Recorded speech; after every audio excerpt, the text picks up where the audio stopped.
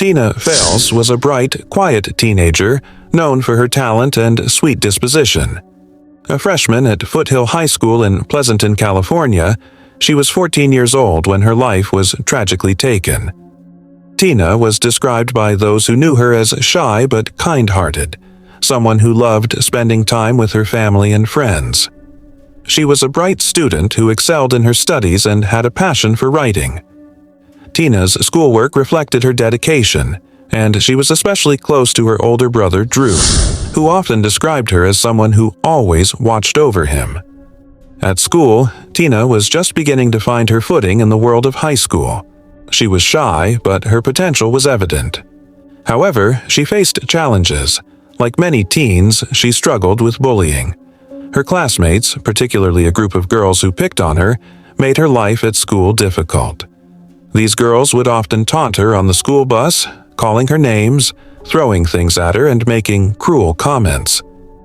Tina had to stop riding the bus because the bullying became unbearable. She started taking a different route home, crossing through a drainage culvert that cut through a wooded area, a place that would eventually become the scene of her tragic death. On April 5, 1984, Tina came home from school like any other day, but something was off. She didn't arrive when expected. Drew, her brother, came home to find their mother, Shirley, in a panic. Tina was missing. Hours passed, and still no sign of Tina. As the sun set, Drew decided to go outside and ride his bike around the neighborhood. It was then that he saw an undercover police car slow down as it drove down the street. He immediately felt a sense of dread. His instincts told him that something was wrong. The next morning, Tina's body was discovered in a creek, hidden under a bridge, in a drainage culvert not far from their home. She had been brutally murdered, stabbed 44 times. The police were at a loss. There was no sign of a weapon, no fingerprints, and no clear leads. All they had was a purse suspended in a tree above the body, a clue that would later prove to be more significant than anyone could have imagined. Tina's murder was a cold crime scene, eerily devoid of physical evidence. The only things they could find were the purse, a report card with Tina's name on it, and the fact that she had been stabbed repeatedly with a knife that, according to the coroner, lacked a protective guard. It seemed as though the killer's hand had slipped down the blade during the attack, possibly injuring themselves. This would become an important detail as the investigation unfolded. Detectives began canvassing the area, interviewing classmates and teachers, trying to find anyone who might know something. It was then that they learned about Tina's troubles at school. Her bullying had escalated to the point where she was being threatened daily. A group of girls had even joked about tying Tina to a tree and stabbing her, which was chillingly close to the reality of what happened. But as the investigation continued, the primary suspects came from two different directions: Jeff Michelson, a student at the high school, and Keith Fitzwater, the boyfriend of Tina's mother. Jeff Michelson, a known bully, had been seen near the crime scene on the day Tina died. A fellow student, Steve Carlson, had reported seeing him running through the culvert around the time of the murder. Additionally, Steve had witnessed Jeff picking on other kids and was himself a victim of Jeff's bullying. But despite the circumstantial evidence, Jeff wasn't an immediate suspect. Then there was Keith Fitzwater. Tina's mom, Shirley, had recently broken up with him due to his violent tendencies. Keith had been drinking heavily and had been abusive toward Shirley. On the night of Tina's murder, Keith acted strangely, appearing unusually calm and even offering to take Shirley for a ride. The police began to suspect that he might be involved, especially after it was revealed that Keith had a knife on his belt the night of the murder. However, his knife was found to be clean, and there were no traces of blood or physical evidence linking him to Tina's death. For months, the investigation stalled. There was little to go on, and the murder remained unsolved. As Tina's family mourned her loss, they held on to hope that justice would eventually be served. But as the years passed, the case grew colder. Tina's mother, devastated by her daughter's death, began to suffer from emotional breakdowns. She struggled with the grief, and her health deteriorated. It seemed as though the family's pain would never end, and there were no answers to the questions they had about Tina's death. Nearly 27 years later, the case took an unexpected turn. A rookie detective, reviewing old evidence photos, noticed something strange. There, in the picture, was the purse that had been found hanging in the tree near Tina's body. The detective thought about it long and hard. Why was the purse in the tree? Could it have been the killer's? The detective theorized that Tina might have fought back with her purse, trying to use it as a shield or weapon.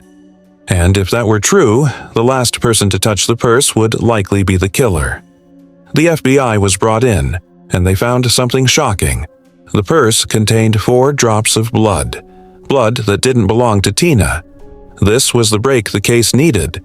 The blood samples were tested, and the results confirmed that the blood belonged to none other than Steve Carlson, the student who had been locked in the dumpster years earlier and had tried to deflect suspicion onto others. Steve Carlson had been the one to kill Tina. Steve's actions were chilling. After being humiliated by his peers, including being locked in a dumpster, he likely snapped. It's believed that he followed Tina as she walked home, lured her into the drainage culvert, and attacked her there.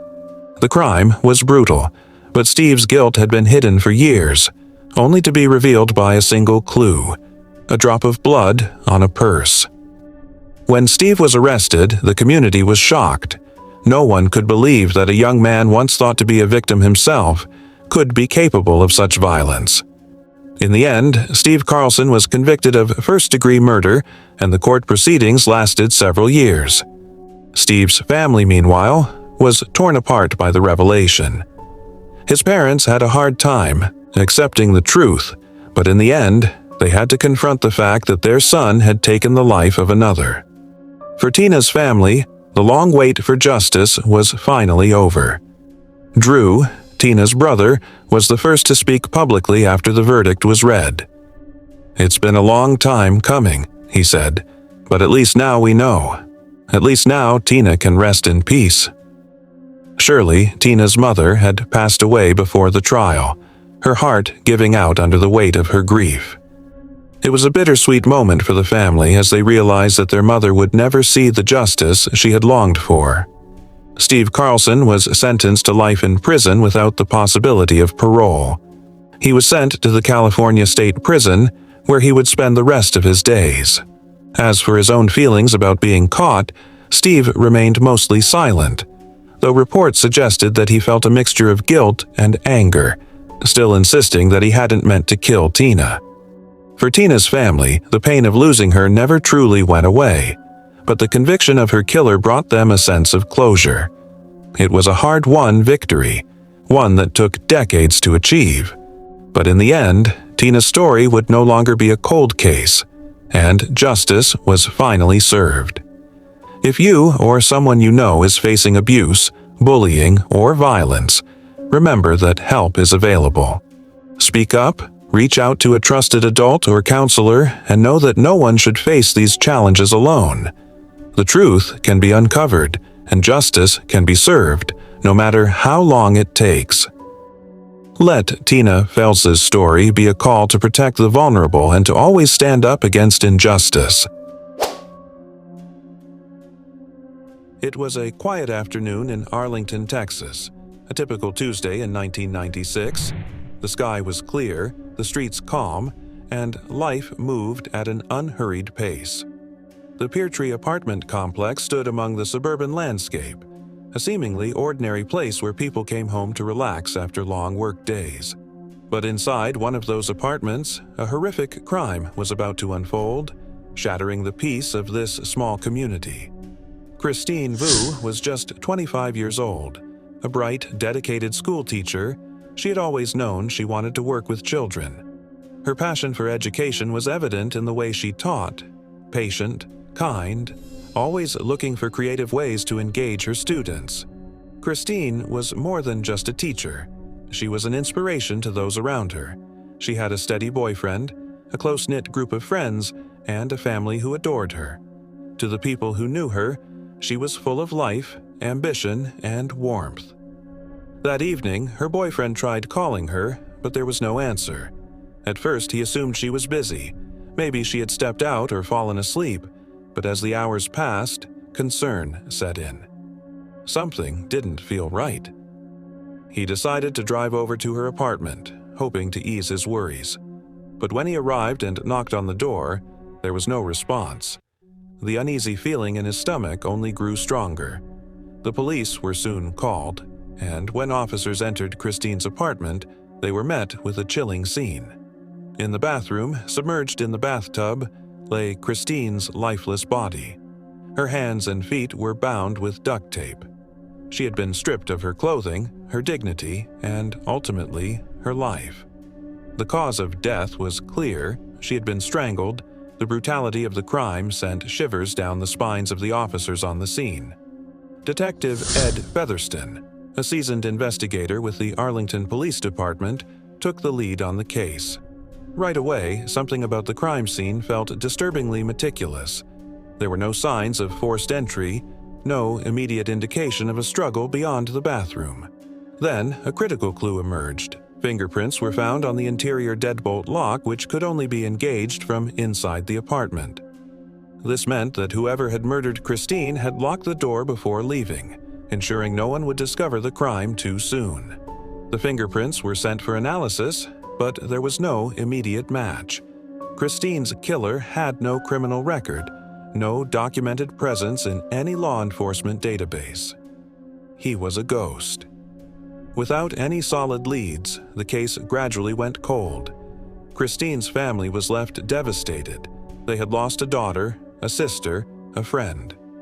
Her students, many too young to fully understand what had happened, felt the void left by her absence. The town mourned her, but the grief was mixed with fear.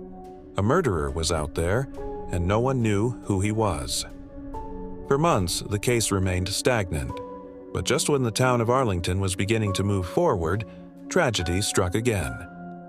It was Christmas Eve, a time for families to come together, to celebrate, to share laughter and love. Brenda Norwood and her family were in the kitchen, preparing for the evening's festivities when the phone rang. On the other end was her niece, sounding worried. "I haven't been able to get in touch with Wendy." Wendy Prescott, just 22 years old, had been expected at the family gathering. She wasn't the type to disappear without a word. As the night dragged on and there was still no sign of her, Brenda and her husband knew something was wrong. They decided to check on her, making the short drive to her apartment. The Peartree apartment complex was eerily quiet when they arrived. They climbed the stairs, their concern growing with each step. Brenda knocked on the door. No answer. A cold dread settled in her chest. When the door was pushed open, the apartment appeared normal at first. Nothing seemed out of place. But then, in the bathroom, their worst fears were realized. Wendy Prescott was dead. Naked, face down in the bathtub, bound in the same cruel manner as Christine Vu. The horror of the moment was indescribable. Her body was eerily still, her hands clenched into fists as if she had fought against the inevitable. Brenda gasped in disbelief, her mind refusing to accept what her eyes were seeing. When Detective Tommy Lenoir arrived at the scene, a terrible sense of déjà vu washed over him. Everything was the same. The layout of the apartment, the positioning of the furniture, even the floral wallpaper in the bathroom. It was as if time had rewound and replayed the nightmare, and that's when he knew they were dealing with a serial killer. The similarities between the two murders were chilling. The way both women were restrained, the use of duct tape, the water in the bathtub, the method of strangulation. This wasn't the work of a random attacker. This was someone who planned, who controlled every aspect of his crime. And he was still out there. But this time, he had left behind more evidence. Investigators found a fingerprint pressed into the dust of Wendy Prescott's TV stand. It was clear, almost perfect. They also recovered semen from the crime scene, two critical pieces of evidence. But neither could immediately reveal the identity of the killer. Over 200 suspects were questioned, their fingerprints analyzed, their alibis checked. One by one, they were ruled out. The case stretched on for years with no arrests. The families of Christine and Wendy lived in agony, unable to move on, unable to find peace. And then, science changed everything. A revolutionary new fingerprint analysis system, known as IAFIS, was developed by the FBI. Unlike older systems, this one could rotate a fingerprint 360 degrees, detecting unique identifiers that had previously been missed. Investigators decided to run the dust print from Wendy Prescott's apartment through the system. 2 weeks later, they had a match: Dale Devon Chionette. For Detective Lenoir, the moment was surreal. He had stared at that fingerprint for years. Now, it had a name attached to it. Chionette had once lived in the Pertree Apartments, but at the time of the murders, he had no criminal record. That changed in 1999 when he was arrested for burglary. His fingerprints had been entered into the system, and now they had come back to haunt him. Investigators pulled out the latent fingerprint from Christine Vu's apartment. They compared it to Chionette. A match. Not only had he been in Wendy Prescott's apartment, he had been in Christine Vu's as well. The walls were closing in. When police confronted Chionette, he denied everything. He refused to provide a DNA sample and refused to acknowledge the evidence against him. But the forensic proof was overwhelming. DNA analysis confirmed that the semen found at both crime scenes belonged to him. On January 8, 2003, Dale Devon Chionette was found guilty of capital murder. His punishment? Death. For years, he sat on death row, filing appeal after appeal. But on February 10, 2009, at the Texas State Penitentiary in Huntsville, justice was finally served. Dale Devon Chionette was executed by lethal injection. For the families of Christine Vu and Wendy Prescott, there was no joy in his death, only the cold satisfaction of knowing he would never hurt anyone again. The wounds of their loss would never fully heal, but they could at least close this chapter of their grief. And for the town of Arlington, a nightmare had finally come to an end. Justice was served, but no verdict, no execution, could bring back Christine Vu or Wendy Prescott. Their families will forever carry the weight of their loss, their lives forever changed by the actions of a predator who stole so much from them. Yet, their fight for justice ensured that their loved ones were never forgotten. The relentless pursuit of truth by law enforcement, combined with the advancements of forensic science, proved that no matter how long it takes, justice can and will be found. Cases like this remind us of the importance of staying vigilant, of using technology to its fullest potential in solving crimes, and of never giving up on those who can no longer speak for themselves. Ruth Masters had always been a person full of promise. Born and raised in Plymouth, Massachusetts, Ruth was a woman with quiet strength and an unwavering sense of independence. A devoted wife to her husband and a caring mother to her 2 young children, Ruth was the kind of person who embodied the warmth of family and the gentleness of a peaceful community. She had a love for the outdoors, and in her free time she would often ride her bike through the trails near Miles Standish State Forest, a place she knew like the back of her hand. Ruth's family life was idyllic. She had a steady job, a home filled with love, and dreams of watching her children grow up in a world of opportunity. Ruth was the kind of woman who would never have been caught off guard by anything threatening. At least, that's how it seemed. But that all changed on one fateful afternoon in the summer of 1981. On that day, Ruth's life was tragically cut short as she was violently attacked while riding her bike down a familiar path into the woods.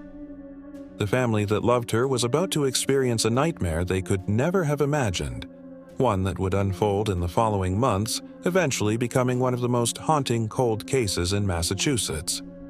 It was a sunny summer day, just after 1 p.m., when Ruth Masters left her home, kissed her children goodbye, and set off on what she thought would be a peaceful ride.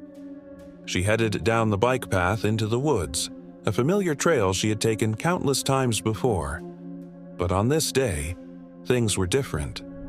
As Ruth rounded a bend, she came face to face with a man emerging from the shadows of the trees. In his hands, he gripped a .22 rifle, his eyes cold and intent. The man struck Ruth in the head with the butt of the rifle, crushing her skull, and dragged her body into the woods. No one saw it happen. No one knew she was missing until it was too late. As nightfall arrived, Ruth was still nowhere to be found. Her family, frantic with worry, called the authorities, and a massive search was launched the next morning. Over 100 people combed through the dense forest, canvassing 25 square miles of land.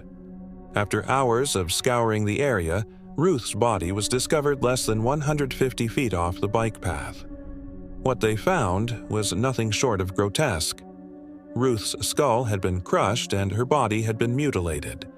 The details of the crime were horrific, shocking even to the seasoned detectives of Plymouth. It was clear that Ruth had been savagely attacked. Her jacket had been torn from her body, and a .22 rifle magazine clip was found nearby. But even with all of these clues, the case remained a mystery. There were no signs of sexual assault and no forensic evidence that could be linked back to the killer. The .22 clip found at the scene yielded no fingerprints, and there were no immediate leads. A park ranger reported seeing a blue car with black roof racks parked near the scene earlier that day, but the car and its owner remained a mystery. As the weeks turned to months, Ruth's family was left in a state of despair. They had no answers, no closure, and no one to blame. The pain of their loss was compounded by the fear that her killer might never be found. The case grew colder with each passing day until it seemed that Ruth's death would become just another unsolved tragedy. But then, in October of the same year, a new lead emerged that would reignite the investigation into Ruth's murder. On October 1st, 1981, a young woman named Laura Lee Clark hitchhiked near Cape Cod's Bourne Bridge. She was picked up by a man who, after driving a few miles, suddenly pulled off the road and attacked her with a knife. The man, later identified as Eric Anderson, tried to assault her, but Laura managed to escape and ran to safety. She quickly reported the incident to Plymouth police. Detective George Madsen was struck by two key details from Laura's account.